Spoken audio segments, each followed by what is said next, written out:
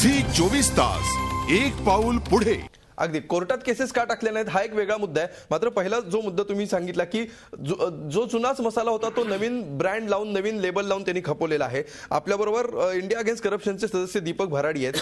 दीपकजी, काय म्हणाल तुम्ही? या आरोपातली हवाच एक प्रकारे निघून जाते आहे. काँग्रेसने जी प्रतिक्रिया दिली आहे आणि आता अशोक वानखेडे जे म्हणतात त्यावर. गलत क्या पूछ रहे हैं हम? पूछ यही रहे हैं कि इसका एक इंडिपेंडेंट इन्वेस्टिगेशन होना चाहिए. हम अगर देखते हैं 2012 में भी 6 नई कंपनीज रजिस्टर हुई है. अगेन हम बात क्या कर रहे हैं कि फंड्स कहां से आए हैं, उसका सोर्स समझ में आना चाहिए. डीएलएफ 65 करोड़ का लोन देती है, वो भी अनसिक्योर्ड इंटरेस्ट फ्री लोन, और उसी से डीएलएफ की प्रॉपर्टीज परचेज की जाती है. बिल्कुल, it has to be investigated. That is the point. म्हणजे तुम्हाला असं म्हणायचं की आरोप नवा आहे की जुना आहे ह्याच्यात तथ्य नाहीये, तो तपासला गेला पाहिजे. बिल्कुल सही बात है. उसको कौन तपासेगा वो इंपॉर्टेंट है. पॉइंट ये है कि सीबीआई सवाल वो नहीं है. सवाल वो है, प्रश्न तो आहे की जर एक लिमिटेड कंपनी जर कोणाला पैसे देते किंवा कोणाला प्रॉपर्टी विकते, हा दोघांचा व्यवहार आहे. यात ही कोई सरकार याच्यात इन्व्हॉल्व नव्हतं. कोई गव्हर्नमेंट ऑफ इंडिया इन्व्हेस्ट नाही केलेल्या डीएलएफ मध्ये.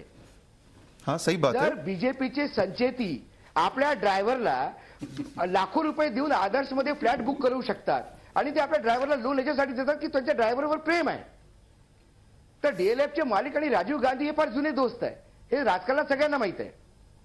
आणि जर त्यांनी आपल्या मित्राच्या जवायाला जर पैसे दिले तर त्यात असं म्हणजे दोन गोष्टी आहेत पहा. एक नैतिकता आणि एक कानून प्रक्रिया.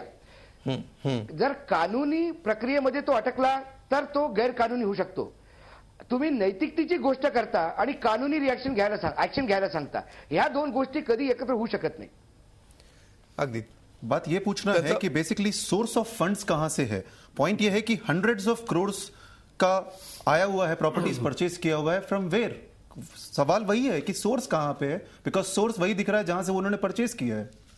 अगदी. भाई जगताप आपल्या सोबत आहेत. भाई, खरं तर सोनिया गांधींच्या जावयाचंच नाव थेट याच्यामध्ये आलंय आणि काँग्रेसकडून आज इतक्या प्रतिक्रिया आलेल्या आहेत. काँग्रेसच्या सगळ्या प्रवक्त्यांपासून नेत्यांपर्यंत सगळी मंडळी बाहेर आलेली आहेत हा आरोप कसा खोटा आहे आणि हा कसा गांभीर्याने घेण्याची गरज नाही हे सांगण्यासाठी. तुम्हाला काय वाटतं, काय या आरोपांमागे हेतू आहे केजरीवालांचा आणि हा आरोप काँग्रेस गांभीर्याने घेत आहे का? तुमचा आजचा जो हे आहे ना टायटल आहे ना, केजरीवालांचं धमाका की स्टंट, हो, त्याच्यात सगळं काय आहे. It's a political stunt. कारण जसं आपले पत्रकार मित्र म्हणाले, हे सगळं पब्लिक डोमेनमध्ये आहे. It's not something new. आणि अशा वेळेला त्यांनी जेव्हा आता 2-3 दिवसापूर्वी पार्टी फ्लोट केली, त्यांना एवढं माहिती आहे की आता ह्या नजीकच्या काळामध्ये बऱ्याच ठिकाणी निवडणुका आहेत, सनसनाटी काहीतरी आरोप करायचे आणि मग सगळा अटेन्शन जो आहे मीडियाचा, जो आजपासून म्हणजे आज सकाळपासून आणि प्रत्येकाने मला आश्चर्य वाटत होतं.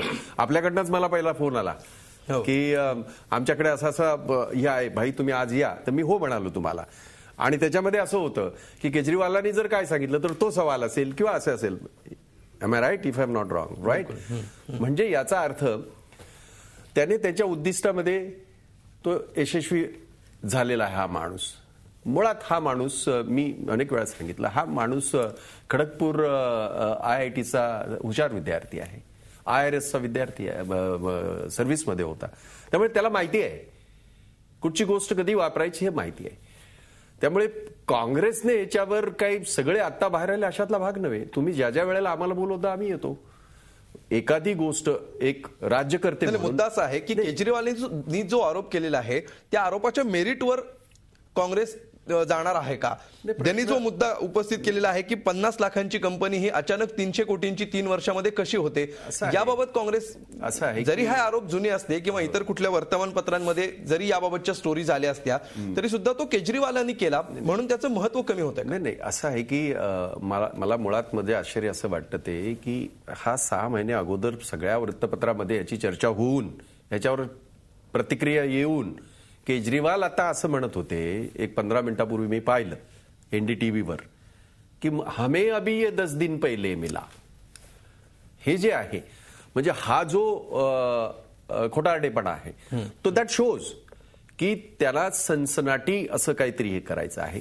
त्या आरोपातली सत्यता वगैरे वगैरे हे जे काय आहे ते ह्याच्यामध्ये भविष्याच्या इन ड्यू कोर्स ऑफ ह्याच्यामध्ये कदाचित होईल नाही होईल तो भाग अलहिदा, त्याच्याबद्दल मी काही वक्तव्य करायला इथे बसलो नाही.